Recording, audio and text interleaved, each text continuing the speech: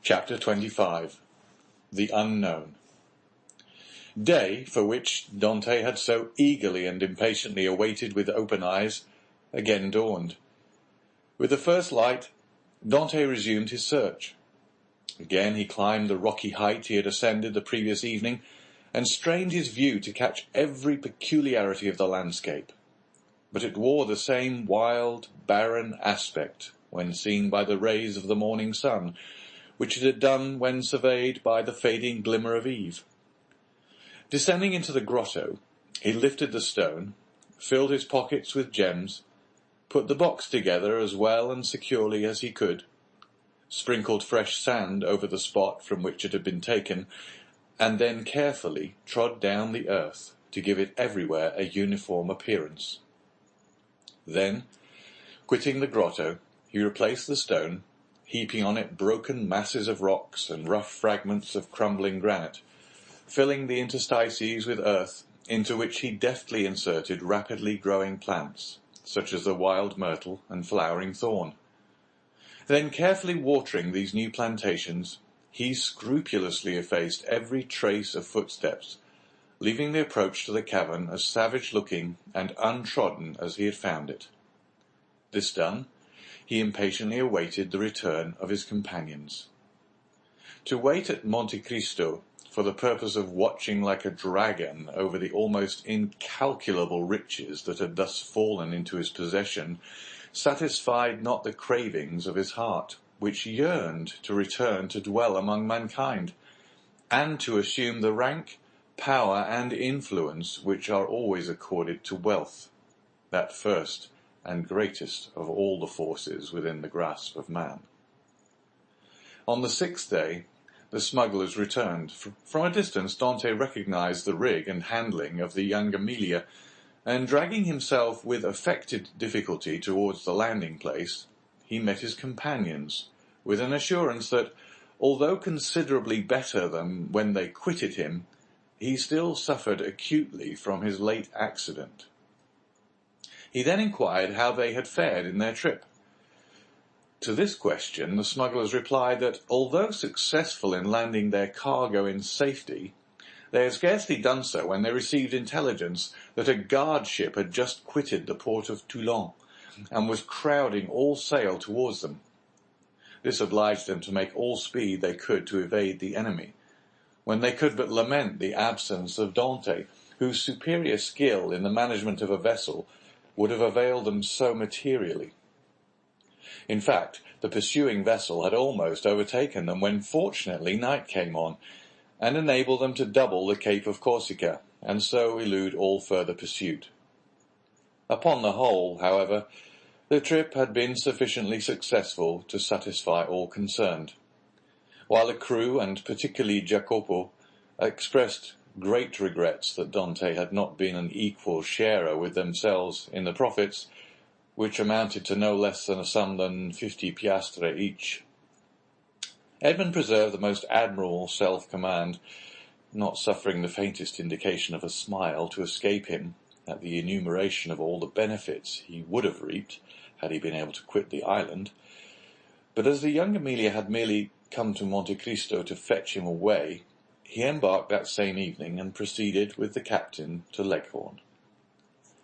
Arrived at Leghorn, he repaired to the house of a Jew, a dealer in precious stones, to whom he disposed of 4 of his smallest diamonds for 5,000 francs each. Dante half feared that such valuable jewels in the hands of a poor sailor like himself might excite suspicion, but the cunning purchaser asked no troublesome questions concerning a bargain by which he gained a round profit of at least 80%. The following day, Dante presented Jacopo with an entirely new vessel, accompanying the gift by a donation of 100 piastres, that he might provide himself with a suitable crew and other requisites for his outfit, upon condition that he would go at once to Marseille for the purpose of inquiring after an old man named Louis Dante, residing in the Allée de Meillan, and also a young woman called Mercedes, an inhabitant of the Catalan village. Jacopo could scarcely believe his senses at receiving this magnificent present, which Dante hastened to account for by saying that he had merely been a sailor from whim and a desire to spite his family, who did not allow him as much money as he liked to spend, but that on his arrival at Leghorn he had come into possession of a large fortune, left him by an uncle, whose sole heir he was. The superior education of Dante gave an air of such extreme probability to this statement that it never once occurred to Jacopo to doubt its accuracy. The term for which Edmond had engaged to serve on board the young Amelia having expired, Dante took leave of the captain, who at first tried all his powers of persuasion to induce him to remain as one of the crew. But having been told the history of the legacy, he ceased to importune him further. The following morning Jacopo set sail for Marseille, with directions from Dante to join him at the island of Monte Cristo. Having seen Jacopo fairly out of the harbour, Dante proceeded to make his final adieu on board the young Amelia, distributing so liberal a gratuity among her crew as to secure for him the good wishes of all, and expressions of cordial interest in all that concerned him. To the captain he promised to write when he had made up his mind as to his future plans. Then Dante departed for Genoa. At the moment of his arrival a small yacht was under trial in the bay. This yacht had been built by order of an Englishman, who, having heard that the Genoese excelled all other builders along the shores of the Mediterranean in construction of fast-sailing vessels, was desirous of possessing a specimen of their skill. The price agreed upon between the Englishman and the Genoese builder was 40,000 francs. Dante, struck with the beauty and capability of the little vessel, applied to its owner to transfer it to him, offering 60,000 francs upon condition that he should be allowed to take immediate possession. The proposal was too advantageous to be refused, the more so as the person for whom the yacht was intended had gone upon a tour through Switzerland, and was not expected back in less than 3 weeks or a month, by which time the builder reckoned upon being able to complete another. A bargain was therefore struck. Dante led the owner of the yacht to the dwelling of a Jew, retired with the latter for a few minutes to a small back parlour, and upon their return the Jew counted out to the shipbuilder the sum of 60,000 francs, in bright gold pieces. The delighted builder then offered his services in providing a suitable crew for the little vessel, but this Dante declined with many thanks, saying he was accustomed to cruise about quite alone, and his principal pleasure consisted in managing his yacht himself. The only thing the builder could oblige him in would be to contrive a sort of secret closet in the cabin at his bed's head, the closet to contain 3 divisions, so constructed as to be concealed from all but himself. The builder cheerfully undertook the commission, and promised to have these secret places completed by the next day, Dante furnishing the dimensions and plan in accordance with which they were to be constructed. The following day Dante sailed with his yacht from Genoa, under the inspection of an immense crowd, drawn together by curiosity to see the rich Spanish nobleman who preferred managing his own yacht. But their wonder was soon changed to admiration at seeing the perfect skill with which Dante handled the helm. The boat indeed seemed to be animated with almost human intelligence, so promptly did it obey the slightest touch. And Dante required but a short trial of his beautiful craft to acknowledge that the Genoese had not without reason attained their high reputation in the art of shipbuilding. The spectators followed the little vessel with their eyes as long as it remained visible. They then turned their conjectures upon her probable destination. Some insisted she was making for Corsica, others the island of Elba.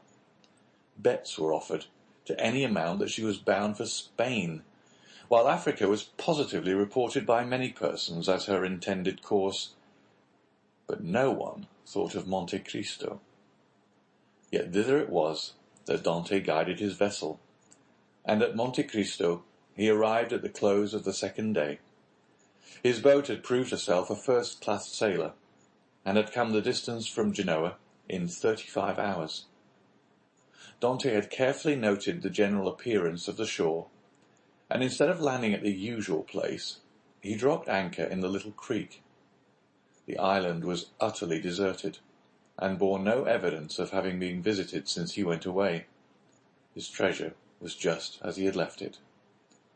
Early on the following morning he commenced the removal of his riches, and ere nightfall the whole of his immense wealth was safely deposited in the compartments of the secret locker. A week passed by. Dante employed it in manoeuvring his yacht around the island, studying it as a skilful horseman would the animal he destined for some important service, till at the end of that time he was perfectly conversant with its good and bad qualities. The former Dante proposed to augment, the latter to remedy. Upon the 8th day he discerned a small vessel under full sail approaching Monte Cristo. As it drew near, he recognized it as the boat he had given to Jacopo. He immediately signalled it. His signal was returned, and in 2 hours afterwards the newcomer lay at anchor beside the yacht. A mournful answer awaited each of Edmond's eager inquiries as to the information Jacopo had obtained.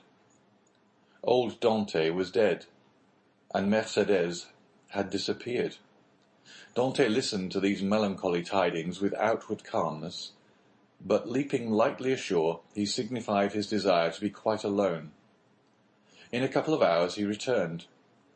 2 of the men from Jacopo's boat came on board the yacht to assist in navigating it, and he gave orders that she should be steered direct to Marseille.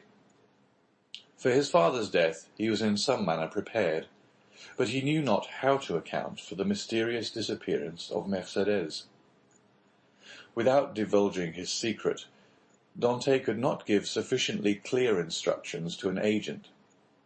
There were, besides, other particulars he was desirous of ascertaining, and those were of a nature he alone could investigate in a manner satisfactory to himself. His looking-glass had assured him during his stay at Leghorn that he ran no risk of recognition. Moreover, he had now the means of adopting any disguise he thought proper.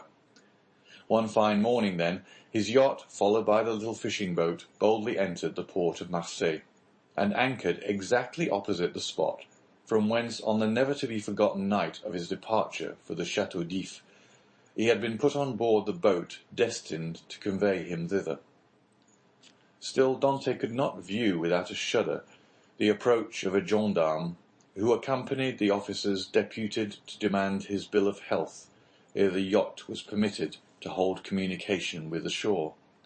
But with that perfect self-possession he had acquired during his acquaintance with Faria, Dante coolly presented an English passport he had obtained from Leghorn, and as this gave him a standing which a French passport would not have afforded, he was informed that there existed no obstacle to his immediate debarkation. The first person to attract the attention of Dante as he landed on the Canebière was one of the crew belonging to the Pharaon. Edmond welcomed the meeting with this fellow, who had been one of his own sailors, as a sure means of testing the extent of the change which time had worked in his own appearance. Going straight towards him, he propounded a variety of questions on different subjects, carefully watching the man's countenance as he did so, but not a word or look implied that he had the slightest idea of ever having seen before the person with whom he was conversing. Giving the sailor a piece of money in return for his civility, Dante proceeded onwards, but ere he had gone many steps he heard the man loudly calling him to stop.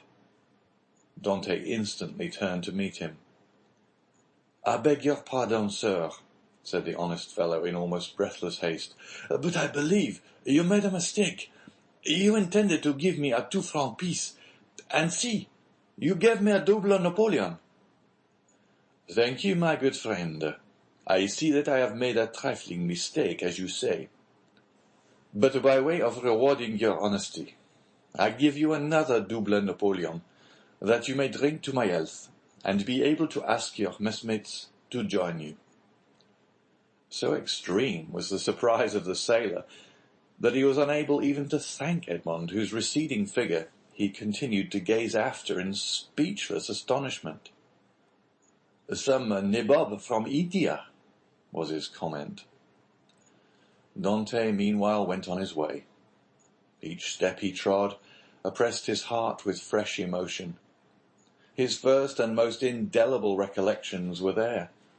Not a tree, not a street that he passed but seemed filled with dear and cherished memories, and thus he proceeded onwards till he arrived at the end of the Rue de Nouailles, from whence a full view of the Allée de Meilhan was obtained. At this spot, so pregnant with fond and filial remembrances, his heart beat almost to bursting. His knees tottered under him, a mist floated over his sight, and had he not clung for support to one of the trees, he would inevitably have fallen to the ground and been crushed beneath the many vehicles continually passing there. Recovering himself, however, he wiped the perspiration from his brows, and stopped not again till he found himself at the door of the house in which his father had lived. The nasturtiums and other plants which his father had delighted to train before his window had all disappeared from the upper part of the house. Leaning against a tree, he gazed thoughtfully for a time at the upper stories of the shabby little house. Then he advanced to the door, and asked whether there were any rooms to be let. Though answered in the negative, he begged so earnestly to be permitted to visit those on the 5th floor, that, in despite of the oft-repeated assurance of the concierge that they were occupied, Dante succeeded in inducing the man to go up to the tenants, and ask permission for a gentleman to be allowed to look at them. The tenants of the humble lodging were a young couple who had been scarcely married a week, and seeing them, Dante sighed heavily. Nothing in the 2 small chambers forming the apartments remained as it had been in the time of the elder Dante. The very paper was different, while the articles of antiquated furniture with which the rooms had been filled in Edmond's time had all disappeared. The 4 walls alone remained as he had left them. The bed belonging to the present occupants was placed as the former owner of the chamber had been accustomed to have his, and in despite of his efforts to prevent it, the eyes of Edmond were suffused in tears, as he reflected that on that spot the old man had breathed his last, vainly calling for his son. The young couple gazed with astonishment at the sight of their visitor's emotion, and wondered to see the large tears silently chasing each other down his otherwise stern and immovable features. But they felt the sacredness of his grief, and kindly refrained from questioning him as to its cause, while with instinctive delicacy they left him to indulge his sorrow alone. When he withdrew from the scene of his painful recollections, they both accompanied him downstairs, reiterating their hope that he would come again whenever he pleased, and assuring him that their poor dwelling would ever be open to him. As Edmond passed the door on the 4th floor, he paused to inquire whether Caderousse, the tailor, still dwelt there, but he received for reply that the person in question had got into difficulties, and at the present time kept a small inn on the route from Bellegarde to Beaucaire. Having obtained the address of the person to whom the house in the Allée de Meilhan belonged, Dante next proceeded thither, and under the name of the Lord Wilmore, the name and title inscribed on his passport, purchased the small dwelling for the sum of 25,000 francs, at least 10,000 more than it was worth. But had its owner asked 500,000, it would unhesitatingly have been given. The very same day the occupants of the apartments on the 5th floor of the house, now became the property of Dante, were duly informed by the notary, who had arranged the necessary transfer of deeds, etc., that the new landlord gave them their choice of any of the rooms in the house, without the least augmentation of rent, upon condition of their giving instant possession of the 2 small chambers they at present inhabited. This strange event aroused great wonder and curiosity in the neighbourhood of the Allée de Meilhan, and a multitude of theories were afloat, none of which was anywhere near the truth.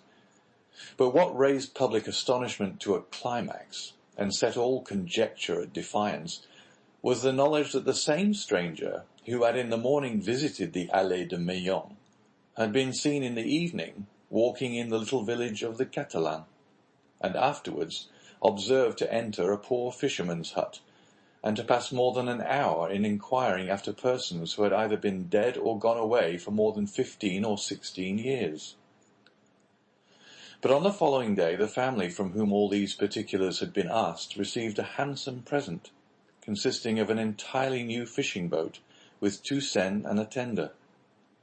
The delighted recipients of these munificent gifts would gladly have poured out their thanks to their generous benefactor, but they had seen him, upon quitting the hut, merely give some orders to a sailor, and then, springing lightly on horseback, leave Marseille by the Porte d'Aix.